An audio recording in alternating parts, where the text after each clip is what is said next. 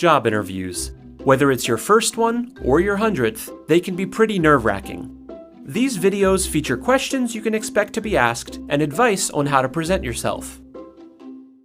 Hi, it's Linda Rayner of lindarayner.com, career strategist, speaker, and coach. And in this video, I'm going to teach you 3 steps on how to prepare for and answer the "What are your weaknesses?" interview question so that you can not only make it to the next round of interviews, but also ideally land the job offer. Now, before we go in depth into what a good weakness is, we need to first understand what a good weakness is not. So there are 2 things that your weakness is not. Your weakness is not a personality trait, and secondly, your weakness is not a strength in disguise. So firstly, your weaknesses are not your personality traits. In the job interview world, weaknesses are things that can be improved on. They're things that can be fixed or corrected. Your personality traits, on the other hand, are natural inherent traits within you that really nobody can fix unless you fix that yourself or change that yourself. So when you say something like, "I'm impatient," as a weakness, that tells your employer that they're going to have an employee who's impatient pretty much all the time. It's not something that anybody can fix and change. It's just part of who you are, which is why using a personality trait as a weakness is not a good idea. And secondly, your weakness is not a strength in disguise. I've seen a lot of people use this example and try to get away with saying things like, "I work too hard," as being a weakness, or "I'm a perfectionist." And it's pretty transparent and clear to the recruiter and hiring manager what you're trying to do when you use these. It's almost like a cop-out for really explaining what your genuine weakness is. And as a result, I would highly recommend you not use those as examples of weaknesses. So now you know what a weakness is not, let's talk about what a weakness is. A weakness is an issue or concern that occurs in a certain context that you have improved and continue to improve on. So for example, instead of saying "I'm impatient," you may say something like, "In situations where there's a deadline to be met, I tend to want things to be done quickly and efficiently, and in these situations, I've tended to finish my tasks quickly and consistently ask for status updates from my coworkers. This has made me appear to be impatient in front of others." So in this situation, they're describing the context when the weakness occurs. So that's what you want to do. You want to make sure that it's within a specific context or situation so that it doesn't appear that it's something that you do on a consistent basis. It's just when this type of situation happens, this is the weakness that tends to come up within me. Then you would say what you did and are doing to improve on this weakness. So you would say, "As a result, I've learned to be cognizant of this fact and no longer try to constantly update myself on what my coworkers are up to as often. Instead, I've implemented weekly meetings where everyone comes to the table and with their updates, and that has led to greater efficiency for everyone involved." So what can you do to figure out your weaknesses? Step 1 is to brainstorm a list of your current and past weaknesses or concerns that you have about yourself. These are private lists, so nobody needs to see them. Literally take out a sheet of paper, divide them into 2 columns, and start coming up with things that you feel are certain areas for improvement within yourself. Just list them. Now, step 2 is to highlight the weaknesses that tend to occur only in a certain context or situation.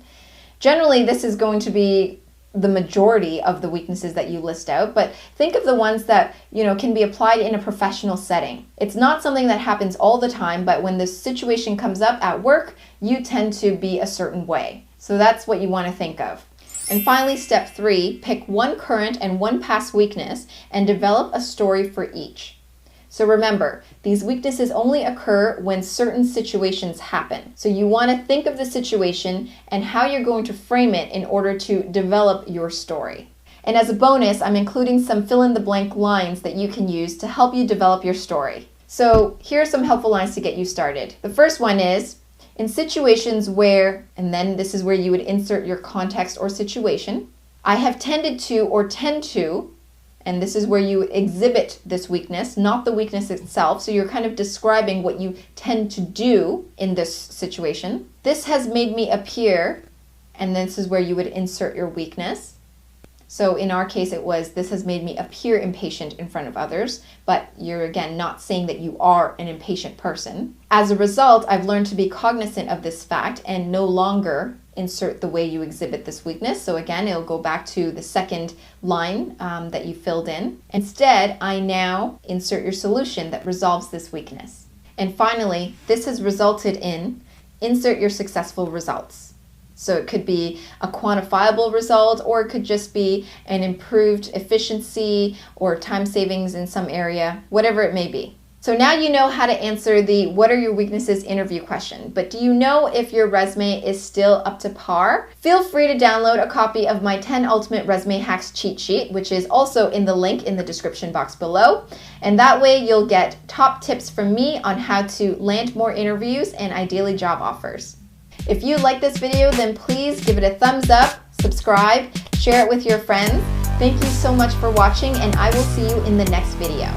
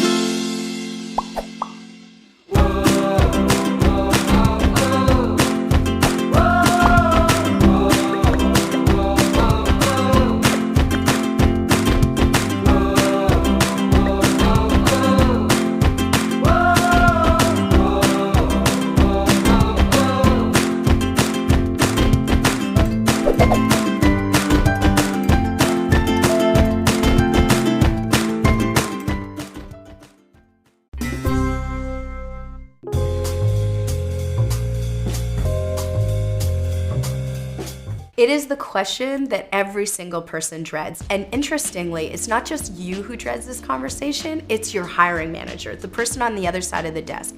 It's one of these very tenuous conversations where you may be the perfect talent and this may be the perfect company, but you're gonna decide based on salary whether or not you're the right fit.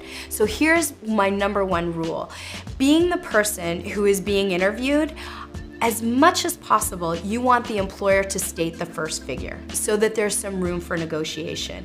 You want, as much as possible, to ask the question, what kind of range are you looking to hire this person for? You know, what is the budget that we're looking at? I've seen on so many occasions, people either underestimate, so grossly underestimate, or so grossly overestimate a salary. And with that comes a no hire. If you lower your standard too low, they think that you're not talented enough for the job. And this is the absolute truth.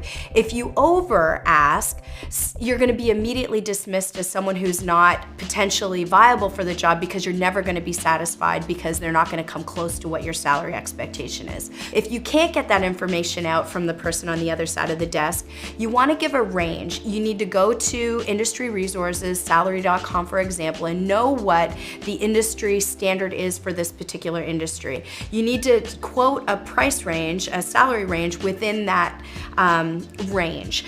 But you want to go the high end of that range. You want to go as high as possible because the expectation is that you're going to get negotiated down by the end of this negotiation. So you need to start from a place where ultimately you're going to feel satisfied. The other thing to note is that, and I'm a big believer in this, is to overstate how much you make. One of the number one questions that an employer will ask to try and get your salary level is, what were you making in your previous job? I know this sounds terrible, but I need you to lie. I need you to enhance that salary by 5 to 10%. If you are hoping to make 40, I don't want you to say that you made in your last job 30. I need you to say that you expect and you did make 40. That's what you need to do in order to get that initial salary boost. And also, in this economy, it's really important to negotiate a salary that you're gonna be satisfied with for a year to 2 years, because the old day and age where every 6 months you get a review and get an immediate increase as attached to that performance appraisal, that is gone. So you need to start with a salary that you're comfortable with sitting at for probably a year to potentially 2 years. So consider that when you utter your first salary bid in a job interview.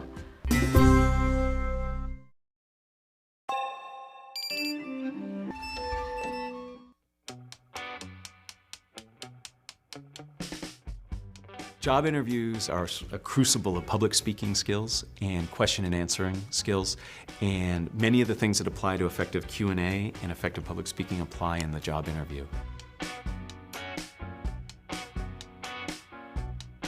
Mostly, we go to school and we learn the skill of whatever it is we're going to do, but we're very rarely taught how to get that job, to do what we want to do. You have to sell yourself. There are some tips that I think are very important for you to consider before you go into a job interview.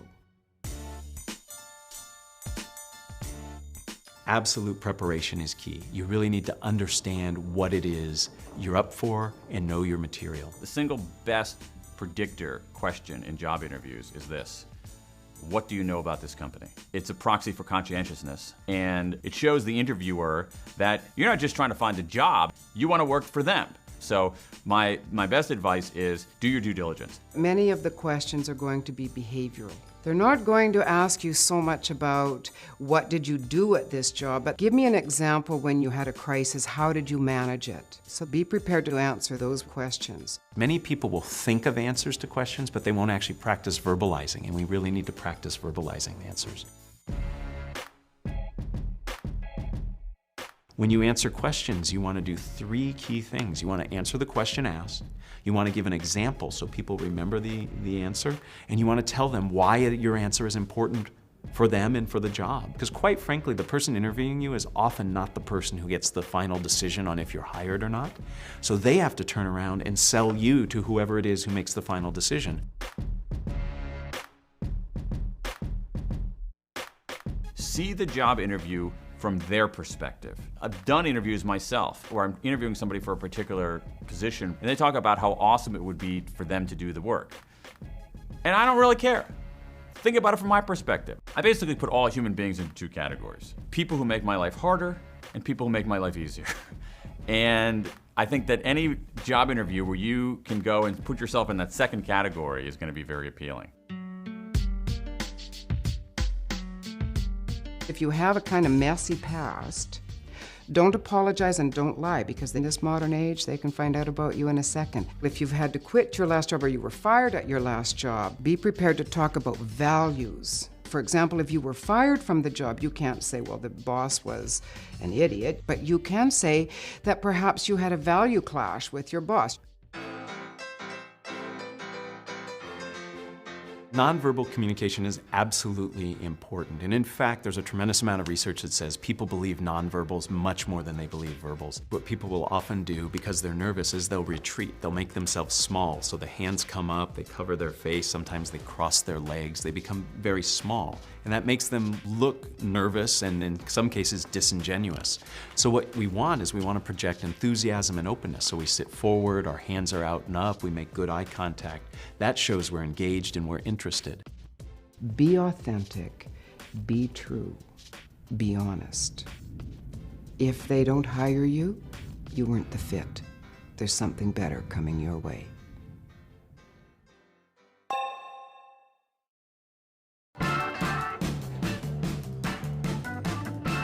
Fear of speaking is a common thing that everyone goes through. And so I decided that Toastmasters, give it a shot and teach myself to speak in public. My club, they said, why don't you go in competitions? And I didn't even know there were such a thing as competitions for public speaking. But then the bug sort of bit, and I really like the sport of competing. It's 30,000 people all over the world who all have a message, who all have a speech. It goes from the club, then the area, then the division, then the district, then the semifinals, and now it's the top 9 speakers, best speakers in the world.